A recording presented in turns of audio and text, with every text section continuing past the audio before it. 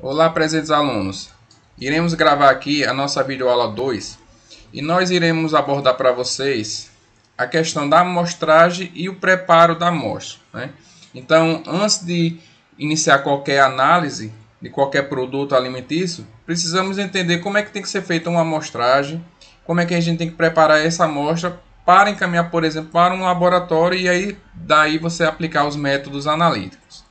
Então, nosso vídeo a gente abordará a questão da coleta da amostra bruta, como é que a gente faz a redução dessa amostra bruta para que ela seja apropriada para ser uma amostra de laboratório, como é que a gente prepara essa amostra para análise, como é que a gente preserva essa amostra e quais são os fatores que a gente tem que considerar na amostragem, certo?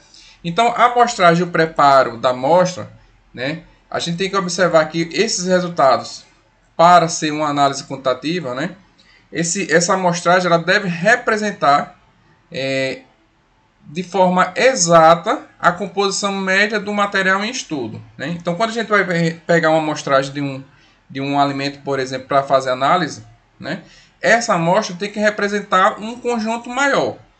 Por quê?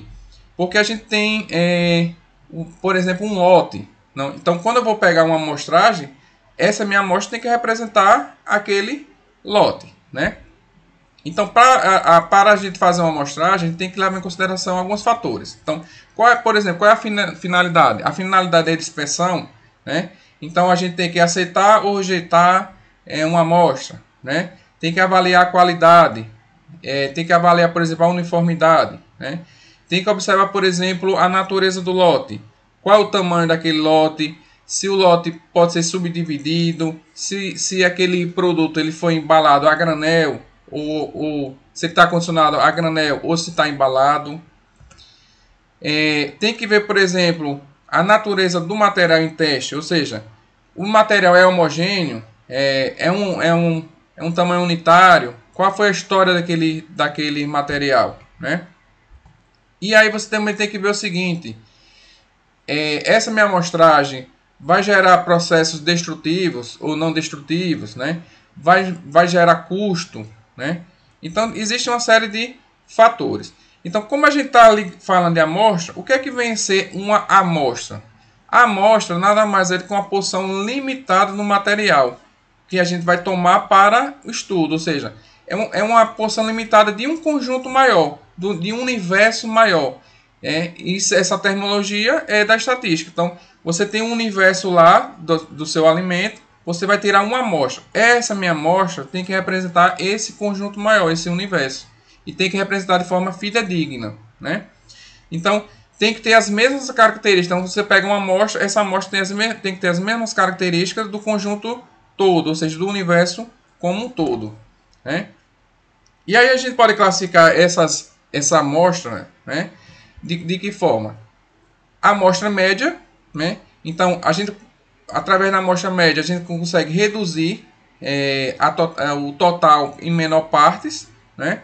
Então, essa amostra média ela representa a composição do geral, né? Então, você tem lá uma tonelada de um alimento, você quer pegar ali 1 quilo. Esse 1 quilo é uma amostra média. Essa amostra média ela representa aquele universo maior que seria aquela tonelada, por exemplo, né? Então, a gente toma uma amostragem de um universo maior para que essa amostra seja média, ou seja, que ela representa as características médias de todo o conjunto. Mas eu posso também tirar uma amostra arbitrária. Então eu pego lá uma única amostra de forma aleatória, porém essa amostra aleatória você não consegue reduzir na sua totalidade, né? Então às vezes essa amostra arbitrária não representa como um todo aquele lote, por exemplo, de um produto, né? Então, geralmente, o mais correto é a gente tirar uma amostra média, né? Existe uma classificação também que é chamada de amostra legal, né? Então, ela tem característica de prova jurídica, né? Então, geralmente, isso é designado para verificar se o produto está de acordo com a regulamentação vigente, né? Então, logicamente, a legislação vai determinar como é que tem que ser feita a tomada da amostragem, né? E existe a contra-amostra, né?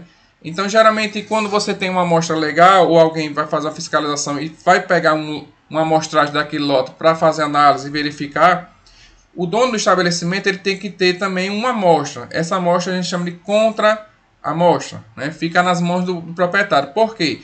Caso o proprietário não concorde com o laudo, ele tem aquela contra-amostra, é feita novamente essa análise em cima da contra-amostra do proprietário, na frente do proprietário, né? Então, assim, isso aí serve para não ter aquela desculpa que ele induziu, o analista pode ter feito alguma coisa para me prejudicar, certo? Então, sempre existe a questão das contra-amostras, né? Então, as amostragens, ela não pode, a tomada de amostra não pode, em alguns casos, não pode representar um prejuízo, você não pode causar prejuízo econômico significativo. Então, você tem lá um lote, você não vai levar, na verdade, todo o lote para fazer a análise. Você geraria o quê? Um transtorno econômico para o dono do estabelecimento, né? Então, assim, por isso que a gente tem que tomar uma amostragem que seja uma representatividade daquele conjunto todo, né? E também você tem que ter uma contra-amostra que seja representativa daquele universo, certo? Então, a amostra para análise em laboratório, seja análise bromatológica, tem que ser representativa de todo o universo, como eu já comentei, né? Não pode gerar prejuízo econômico para o dono do estabelecimento, né? E tem que ter uma contra-amostra. Também tem que ter a mesma representatividade da amostra para análise bromatológica. Então, a amostra para análise bromatológica tem que ser a mesma amostra da contra-amostra, né? Então, elas têm que ter as mesmas características. E aí você tem o processo de amostragem. Como é que é feito o processo da amostragem? A gente tem coleta da amostra bruta. A gente tem, depois que coleta a amostra bruta, tem que ser preparada para que seja uma amostra para laboratório, né? E depois no laboratório, essa amostra ainda pode ser preparada para ser utilizada em um determinado método de análise. Então, basicamente o fluxograma é esse. Você tem a coleta da amostra bruta, às vezes ela não é apropriada para o laboratório, então você tem que fazer uma redução. Você prepara essa amostra para o laboratório e depois você prepara essa amostra do laboratório para uma amostra que seja para análise. Então, a coleta da amostra bruta, ela deve ser uma réplica em um ponto reduzido do universo considerado. Ou seja, você tem lá um caminhão carregado, por exemplo, laranja. Na hora que eu vou tomar essa coleta da amostra de laranja, né, ela tem que representar a composição geral daquele lote todo, né? Então, assim, só que às vezes essa amostra bruta ela não é apropriada para o laboratório, né? O próprio nome está dizendo, é uma amostra bruta, mas ela vai me dar as características gerais, as mesmas características da totalidade do lote, certo? E aí a gente tem alguns tipos de amostras, né? Então, por exemplo, você pode ter uma amostra fluida, líquida ou pastosa, né? Então, geralmente é coletada em frascos com o mesmo volume, né? E aí você coleta da região do alto do líquido, do meio e do fundo do recipiente. Então você tem lá por exemplo, um frasco contendo leite. Você vai ter que pegar de 3 regiões: fundo, meio e o topo, certo? Para amostras sólidas, né, que vai ter diferentes texturas, diferentes densidades, tamanho de partículas. Então, geralmente, o que é que você tem que fazer? Uma trituração, né? Ela tem que ser moída e misturada. Para quê? Para você ter agora uniformidade de tamanho, de densidade, de textura. E aí a gente tem que ver o seguinte: e quais seriam as quantidades? Vai depender muito, né, do material a ser analisado. Porque você pode ter um lote que foi colocado a granel, ou um lote que foi embalado em caixas, ou latas, ou recipientes, né? Então, assim, geralmente para embalagens únicas ou pequenos lotes, né, geralmente todo o material pode ser tomado como uma amostra bruta, né? Agora, quando você tem um lote muito grande, né, lotes maiores, a amostragem deve compreender geralmente da seguinte maneira: você vai ter de 10 a 20% do número de embalagens. Então, se você tem lá 1000 embalagens, você vai pegar 10% de 1000 embalagens, né, para tomar como amostra bruta, né? Ou, por exemplo, em relação ao peso, então de 5 a 10% do peso, né? E aí existe um cálculozinho em relação a lotes muito grandes, que é dado da seguinte maneira: seria a raiz quadrada do número do lote, de número de quantidade de material naquele lote. Então, esse N aí vai ser número de caixas, número de sacos, né?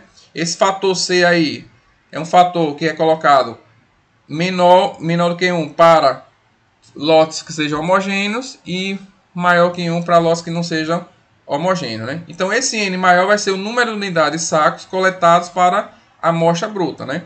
Então, você vai fazer a raiz quadrada do número lá de quantidades de caixas. Então, esse valor vai ser o número que você vai ter que coletar daquele lote, né? E aí, fez a coleta da amostra bruta. Agora, essa amostra tem que ser preparada para um laboratório, né? Então, a amostra bruta geralmente é uma amostra grande demais para você trabalhar em um laboratório. O laboratório trabalha com pequenas quantidades, né? Então, essa amostragem bruta tem que ser trabalhada para que ela seja adequada para ser utilizada no laboratório. Ou seja, você vai ter que fazer uma redução, né?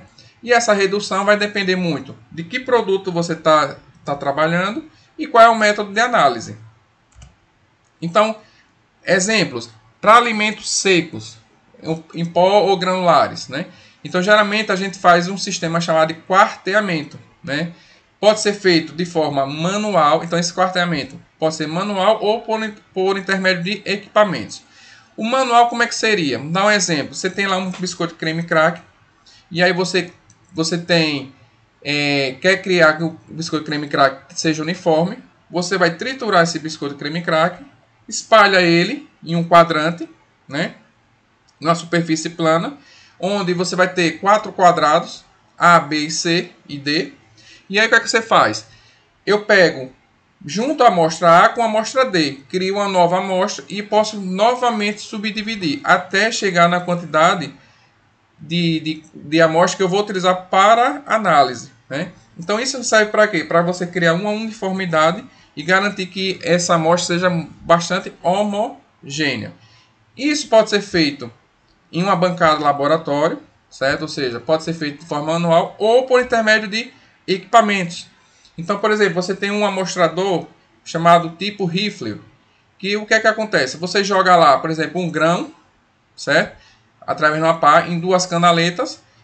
Esse equipamento ele treme e aí ele vai separando as amostras em 2 caixas, né? Então essas 2 caixas ela vai ter a mesma quantidade de amostras, né? E vão ser homogêneas. Você descarta uma e utiliza a outra. Você pode ter um homogeneizador chamado Motonco. Como é que ele trabalha? Você coloca lá a amostra em um funil, lá na parte superior do equipamento. Ele cai por intermédio de canaletas, né, laterais do cone.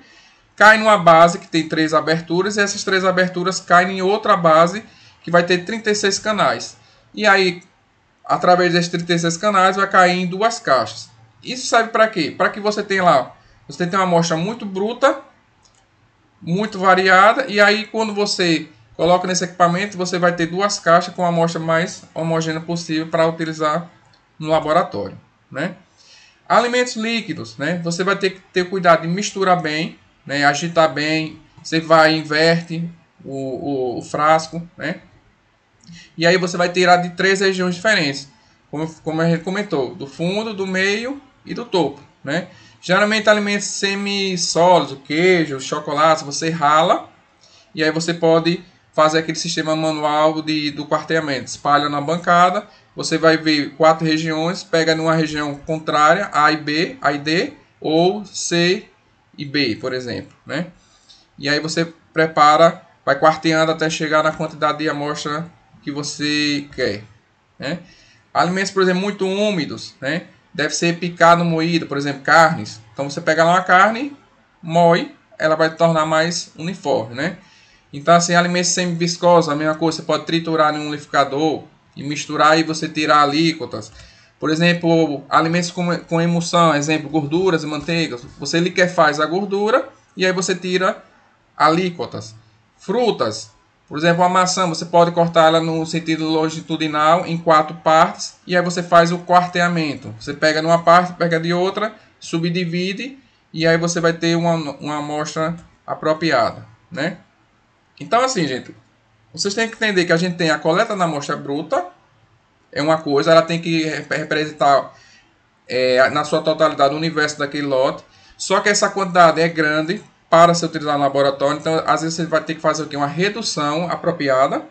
Então você pode triturar, né, moer, até chegar num preparo para análise. Então você tem 3 etapas: coleta da amostra bruta, preparo da amostra para o laboratório e preparo da amostra do laboratório para análise, né? Porque o método de análise ele vai dizer para você, por exemplo, quanto de amostra você vai utilizar para aquele método, né? Então, esse preparo da amostra para análise, para aplicação no método, depende basicamente da natureza da amostra, né? E qual é o método analítico. Cada método preconiza um método, né? Ou seja, quanto é que você vai utilizar a amostra, quais os reagentes, quais são os equipamentos envolvidos, né? Então, por exemplo, eu fiz minha coleta bruta, fiz meu preparo da amostra para o laboratório, agora eu vou preparar minha amostra para análise. Como eu comentei, o método vai dizer o que é que você tem que fazer antes de aplicar o método.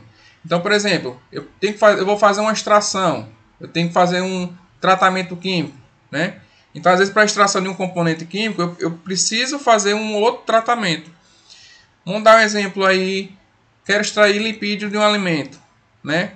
E aí eu tenho que fazer um tratamento antes. Qual é o tratamento que eu tenho que fazer antes? Secar aquela minha amostra para tirar a água, porque a água interfere no método de extração, né? Então, esse tratamento pode ser por extração, pode ser aplicando produto químico, né? Às vezes eu tenho que fazer uma desintegração mecânica. Então, se eu vou pegar lá, vou extrair o óleo de um amendoim. Eu tenho que fazer, por exemplo, uma secagem. O amendoim não é uniforme, eu vou ter que triturar, porque o amendoim ele tem densidade diferente entre um grão e o outro. Então eu trituro, crio, por exemplo, uma farinha. Essa minha farinha agora é mais uniforme, então eu desintegrei, né? Então eu posso fazer através de um moinho, moer, por exemplo, moinho de martelo, né? Essa desintegração pode ser mecânica, por exemplo, através do moinho, pode ser por meio de enzimas, por exemplo, as proteases amilases que desintegram, por exemplo, proteínas, quebra amido, né? Pode ser desintegração química, através de reação química mesmo, né? Então, assim, tem que ficar na mente, gente, que a análise físico-química, a gente tem 3 etapas, que vai a primeira, que às vezes você pode ir lá numa empresa ou no campo, né? Retirar uma amostra de um lote, ou seja, a coleta da amostra bruta. Essa amostra bruta vai ser encaminhada para o laboratório. Só que lá no laboratório, esse tamanho dessa amostra é enorme. Então você vai ter que trabalhar ela, reduzir para uma amostra para laboratório. E depois aí você tem essa amostra de laboratório, você vai ter que ainda tratar ela para o seu método de análise. Qual é o seu objetivo que você vai querer fazer da análise? Eu vou ter que fazer algum outro tratamento nessa amostra que está no laboratório, certo? E a gente também tem que ver as questões de preservação da amostra. Então, quando a gente tem, por exemplo, encaminhou a amostra bruta para o laboratório, né? Às vezes você prepara a amostra para o laboratório e você tem que preservar, porque às vezes você não vai fazer ainda a análise. Então, você tem que ter a questão da preservação. Então, às vezes é necessário você inativar enzimas, né? Então, por quê? Enzimas podem fazer modificações em reações químicas e aí você modifica lá um componente químico que você queria analisar, né? Então, dependendo muito do tamanho, da composição, da consistência do alimento, as enzimas podem fazer reações químicas ali e alterar o seu alimento, a sua amostra, né? Então, por exemplo, diminuição de mudanças lipídicas, né? Então, às vezes, os lipídios sofrem oxidação, então você tem que evitar a oxidação daquele produto. Então, às vezes, você tem que resfriar a amostra, congelar, ultracongelar. Então, geralmente, fez a coleta da amostra bruta, você tem que fazer alguma preservação, porque geralmente você não vai fazer no mesmo dia a análise, então você tem que preservar. Então existem várias formas de preservação: refrigeração, congelamento, inativação enzimática, né? Controle de oxidação, por exemplo, congelamento com nitrogênio líquido, na maioria dos alimentos é feito com nitrogênio líquido. Controle de ataque microbiológico, então às vezes você pode fazer congelamento, secagem, uso de conservantes, né? Ou combinação desses métodos de secagem com conservantes, né? Então, é necessário fazer a preservação da sua amostra, né? Porque aí, se você não preservar, você pode perder constituintes e a sua análise não vai ser adequada, né? E existem os fatores, gente, a serem considerados na amostragem, né? Então, por exemplo, para alimentos de origem vegetal, o que você tem que observar? Qual é a constituição genética, a variedade, entre as variedades tem modificações, como é que se deu, qual é o estado de maturação, a estocagem, qual é o tempo de temperatura e umidade de armazenamento, né? Qual é a parte do alimento que você vai analisar, se é a casca, se é a polpa. Para alimentos, por exemplo, de origem animal, qual é o conteúdo de gordura, qual foi a parte do animal, qual foi o corte de carne que você vai analisar, né? Qual é a idade, qual é a raça, né? Processo, por exemplo, de pós-colheita, você tem que verificar que existe perda de água ou adsorção de umidade, né? Perda de constituintes voláteis, tem reações enzimáticas, oxidação causada por enzimas, né? Materiais estranhos, contaminação, então uma série de coisas, né? Então, após a coleta da amostra, né? Então, uma coisa importante, em tudo isso que a gente comentou aqui, você tem a coleta da amostra bruta, envio para o laboratório, preparo da amostra de laboratório e preparo da amostra para análise. Uma coisa importante que tem que ser feita em análise é identificação. Tudo tem que ser identificado, né? Então você tem que identificar a sua amostra, né? Não só as amostras, bem como as embalagens também que são submetidas. Então, alguém viu uma embalagem, tem que ser identificada. Então você tem que identificar qual é o tipo de produto, qual é o peso líquido, qual foi a data de colheita, de fabricação, de validade, qual é o endereço da indústria, nome dos responsáveis, nome das testemunhas, se for o caso da amostra legal, aquela amostra que é utilizada para análise e seguir a legislação, né? Questão de envio do transporte, né? Então, você tem que ter um bom transporte para manter as condições fidedignas do produto, né? Não pode ter inviolabilidade, ou seja, a embalagem não pode estar violada, né? Tem que evitar troca, substituição. Questão de conservação, ou seja, tem alimentos que tem que ser manuseados em frio, então tem que ter caixas térmicas, né? Para até chegar no laboratório. Então tudo isso tem que ser feito na questão do manutenção da amostra, né? E qual é o destino das amostras, né? Então, geralmente as amostras são divididas em 3 partes que irão cumprir funções diferentes, né? Então, geralmente, quando se faz uma coleta de uma amostra para análise, então são 3 amostras que a gente tira. 2 irão para o laboratório e uma terceira fica no poder do interessado, que é o que a gente chama de contra-amostra. Então, tem que ter esse cuidado. Vai lá, tira 3 amostras, principalmente isso quando é a amostra legal, né? Então, o analista, o fiscal, vai lá, tira 3 amostragens, uma fica com o dono, 2 vai para o laboratório, né? Então, essa do laboratório, essas 2, serve para quê? Uma é a análise e outra é a própria contra-amostra do próprio laboratório, né? Então, pode ser feita uma contra-amostra, né? Então, para a gente finalizar, o que é que tem que ficar claro para vocês? É que, para o preparo de uma amostra para a gente trabalhar com análise físico-química ou bromatológica de alimentos, né?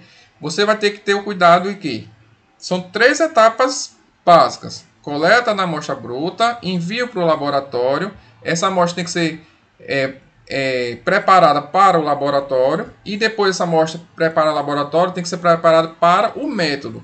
E tem que ser observado essas questões também de conservação da amostra, preservação da amostra. Então, quando se faz a coleta bruta, você prepara a amostra no laboratório e preserva aquela amostra. Por quê? Preservando, ela vai ter uma maior durabilidade e você pode fazer a aplicação posterior do método analítico. Então, era isso que eu queria passar para vocês sobre a questão do preparo das amostras.